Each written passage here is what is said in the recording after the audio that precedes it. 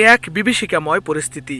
আগুনের লেলিহান শিখায় পুড়ে ছাই হয়ে যাচ্ছে লস অ্যাঞ্জেলেসের একরের পর একর বনাঞ্চল। সব ফেলে প্রাণ বাঁচাতে নিরাপদ আশ্রয়ের সন্ধানে ছুটছেন মানুষ। যুক্তরাষ্ট্রের ইতিহাসে ভয়াবহতম এ দাবানলে বাড়ছে হতাহতের সংখ্যা।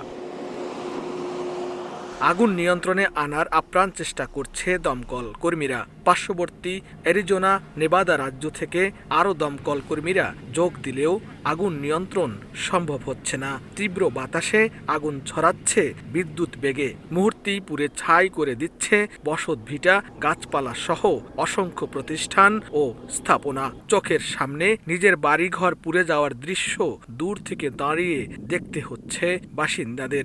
আগুনটা আসলে লাগছিল পালসভার্ড প্যাসিফিক প্যালেসাইডস যেটা ওই এরিয়ায় এবং আল্টাডিনা সাইডে, এবং সেই আগুনটা আস্তে আস্তে লস অ্যাঞ্জেলেস সিটির খুব কাছাকাছি চলে আসছে।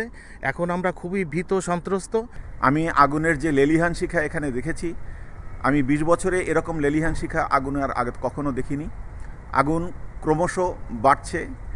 প্রায় 62টি ইউনিট এখানে চেষ্টা করেও আগুন নিয়ন্ত্রণ করতে পারতেছে না।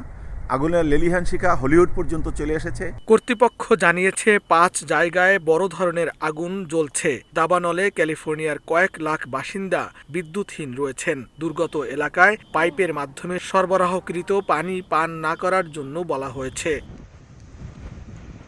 দাবানলে সৃষ্ট কালো ধোঁয়ার কুণ্ডলী লস অ্যাঞ্জেলেস মেট্রোপলিটন শহরের অধিকাংশ এলাকা ছেয়ে ফেলেছে। বৃষ্টির মতো ছাই পড়ার কারণে মাস্ক ব্যবহার করতে বলা হচ্ছে বাসিন্দাদের। বন্ধ ঘোষণা করা হয়েছে শিক্ষা প্রতিষ্ঠান ও অফিস আদালত। আগুনের লেলিহান শিখা ধেয়ে আসছে যুক্তরাষ্ট্রের দ্বিতীয় সিটি লস অ্যাঞ্জেলেস মেট্রোপলিটন শহরের দিকে।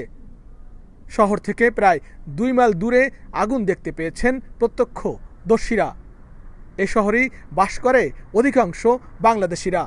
তারা রয়েছেন চরম আতঙ্কে। লস্কর আল মামুন, সময় সংবাদ, লস অ্যাঞ্জেলেস, যুক্তরাষ্ট্র।